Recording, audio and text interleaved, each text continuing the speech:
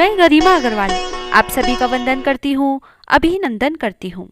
माँ अन्नपूर्णा माता का महाव्रत मार्गशीर्ष मास के कृष्ण पक्ष पंचमी से प्रारंभ होता है और मार्गशीर्ष शुक्ल षष्ठी को समाप्त होता है।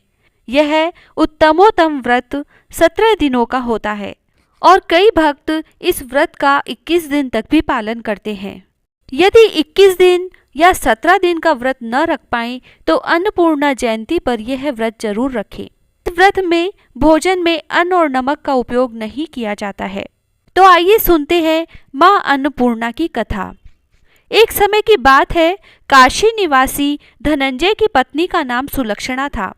उसे अन्य सब सुख प्राप्त थे, केवल निर्धनता ही उसके दुख का एकमात्र कारण थी। यह दुख उसे हर समय सताता रहता था। एक दिन सुलक्षणा पति से बोली, स्वामी आप कुछ उद्यम करो तो काम चले, इस प्रकार कब तक काम चलेगा। सुलक्षणा की बात धनंजय के मन में बैठ गई और वह उसी दिन विश्वनाथ शंकर जी को प्रसन्न करने के लिए बैठ गया और कहने लगा, हे देवाधिदेव विश्वेश्वर, मुझे पूजा पाठ कुछ आता नहीं है, केवल आपके भरोसे बैठा हूँ।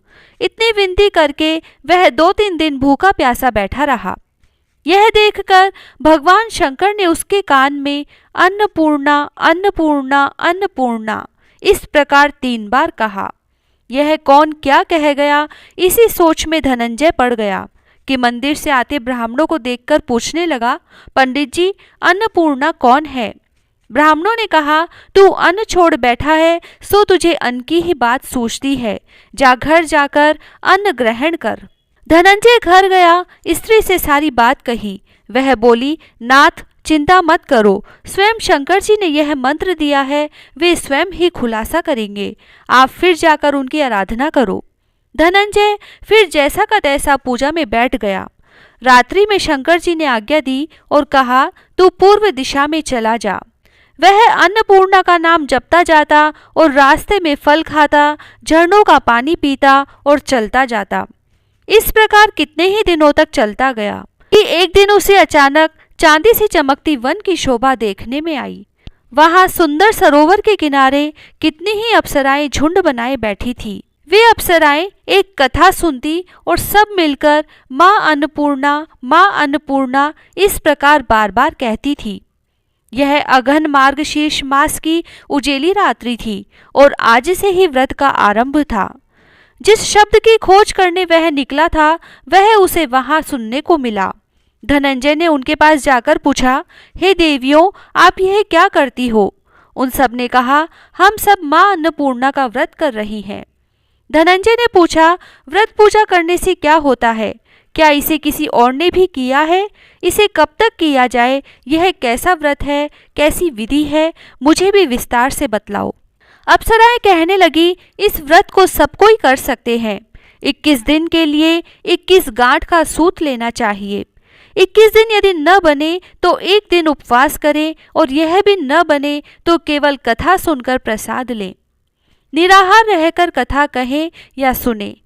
कथा सुनने वाला कोई न मिले तो पीपल के पत्तों पर सुपारी रखकर या घृत कुमारी यानी ग्वार पाठे के पौधे को सामने रखकर दीपक को साक्षी कर सूर्य, गाय, तुलसी या महादेव को बिना कथा सुनाए मुख में दाना न डाले। यदि भूल से कुछ पड़ जाए तो एक दिवस फिर उपवास करें। व्रत के दिन क्रोध न करें और झूठ न बोले। धनंजय बोला, इस व्रत के करने से क्या होगा। तब अप्सराएं कहने लगी, इसके करने से अंधों को नेत्र मिले, लूलों को हाथ मिले, निर्धन के घर धन आए, बांझी को संतान मिले, मूर्ख को विद्या आए। जो जिस कामना से व्रत करे माँ उसकी इच्छा पूरी करती है। वह कहने लगा, बहनों मेरे पास भी धन नहीं है, विद्या नहीं है, कुछ भी तो नहीं है। मैं तो दुखिया ब्राह्मण हूँ, मुझे भी इस व्रत का सूत दोगी क्या।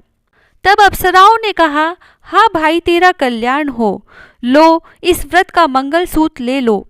धनंजय ने व्रत किया, व्रत पूरा हुआ।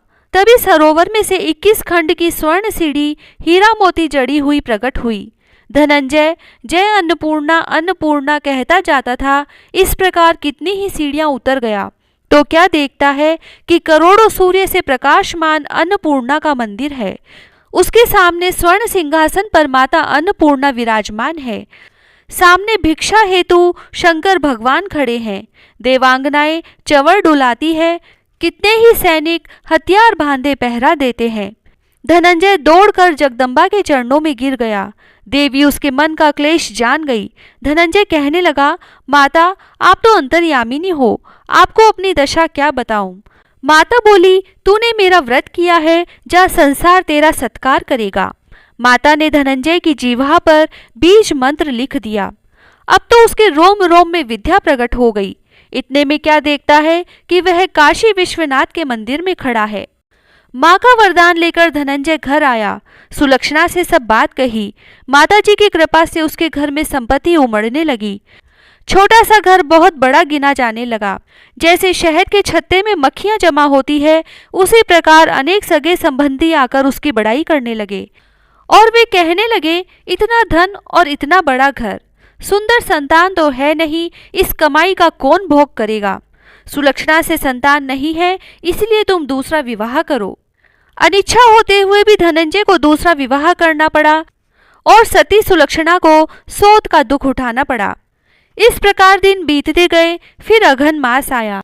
तब नए बंधन से बंधे पति को सुलक्षणा ने कहलाया कि हम व्रत के प्रभाव से सुखी हुए हैं, इस कारण यह व्रत छोड़ना नहीं चाहिए। यह माताजी का प्रताप है जो हम इतने संपन्न और सुखी हैं। सुलक्षणा की बात सुन धनंजय उसके यहाँ आया और व्रत में बैठ गया। इधर नई पत्नी को इस व्रत की खबर नहीं थी। वह धनंजय के आने की राह देख रही थी। दिन बीतते गए और व्रत पूर्ण होने में 3 दिवस बाकी थे कि नई बहू को खबर पड़ी। उसके मन में ईर्ष्या की ज्वाला दहकने लगी। सुलक्षणा के घर आ पहुंची और उसने वहां भगदड़ मचा दी। वह धनंजय को अपने साथ ले गई और नए घर में धनंजय को थोड़ी देर के लिए निंद्रा ने आ दबाया। इसी समय नई बहू ने उसका व्रत का सूत तोड़कर आग में फेंक दिया। अब तो माताजी का कोप जाग गया। घर में अचानक आग लग गई। सब कुछ जलकर खाक हो गया। सुलक्षणा जान गई और पति को फिर अपने घर ले आई। नई बहू रूठ कर पिता के घर जा बैठी। पति को परमेश्वर मानने वाली सुलक्षणा बोली, नाथ घबराना नहीं, माताजी की कृपा अलौकिक है। पुत्र कुपुत्र हो जाता है पर माता कुमाता नहीं होती। अब आप श्रद्धा और भक्ति से आराधना शुरू करो, वे जरूर हमारा कल्याण करेंगी। धनंजय फिर माता के पीछे पड़ गया। फिर वही सरोवर सीढ़ी प्रकट हुई। उसमें माँ अन्नपूर्णा कहकर वह उतर गया। वहां जा माताजी के चरणों में रुदन करने लगा। माताजी प्रसन्न हो बोली, यह मेरी स्वर्ण की मूर्ति ले, उसकी पूजा करना, तू फिर सुखी हो जाएगा। जा, तुझे मेरा आशीर्वाद है। तेरी स्त्री सुलक्षणा ने श्रद्धा से मेरा व्रत किया है, उसे मैंने पुत्र दिया है। धनंजय ने आंखें खोली तो खुद को काशी विश्वनाथ के मंदिर में खड़ा पाया। वहां से फिर उसी प्रकार घर को आया। इधर सुलक्षणा के दिन चढ़े और महीने पूरे होते ही पुत्र का जन्म हुआ। गांव में आश्चर्य की लहर दौड़ गई। इस प्रकार उसी गांव के निसंतान सेठ के पुत्र होने पर उसने माता अन्नपूर्णा का मंदिर बनवा दिया। उसमें माताजी धूमधाम से पधारी, यज्ञ किया और धनंजय को मंदिर के आचार्य का पद दे दिया। जीविका के लिए मंदिर की दक्षिणा और रहने के लिए बड़ा सुंदर सा भवन दिया। धनंजय स्त्री पुत्र सहित वहां रहने लगा। माताजी के चढ़ावे में भरपूर आमदनी होने लगी। उधर नई बहू के पिता के घर डाका पड़ा, सब लूट गया। वे भीख मांगकर पेट भरने लगे। सुलक्षणा ने यह सुना तो उन्हें बुला भेजा, अलग घर में रख लिया और उनके अन्न वस्त्र का प्रबंध कर दिया। धनंजय, सुलक्षणा और उसका पुत्र माताजी की कृपा से आनंद से रहने लगे। माताजी ने जैसे इनके भंडार भरे, वैसे सबके भंडार भरना। कहता न सुनता न, हुकारा भरता ने, सारे परिवार की रक्षा करना। जय श्री राधे।